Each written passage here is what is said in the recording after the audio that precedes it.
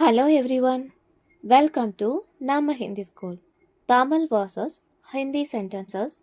என்னுடைய வீடு மேரா கர், மேரா கர். அவனுடைய புத்தகம் உஸ்கி கிதாப், உஸ்கி கிதாப். இதில் உஸ்கா கிதாப் ஏன் போடலைன்னா கிதாப் அப்படிங்கிறது பெண்பாலை குறிக்கக்கூடியது. ஸோ ஒரு பெண்ணை குறிக்கிறதா இருந்தாலும் சரி, ஆணை குறிக்கிறதா இருந்தாலும் சரி, நாம் உஸ்கி கிதாப் அப்படின்னு தான் போடணும். இவளுடைய தோழி இஸ்கி சகி, இஸ்கி சகி. உன்னுடைய பேனா துமாரி கலம், துமாரி கலம். அவர்களுடைய பள்ளி உன்கா ஸ்கூல், உன்கா ஸ்கூல். பள்ளியை ஹிந்தியில் சொல்லணும் அப்படின்னா வித்யாலை, வித்யாலை.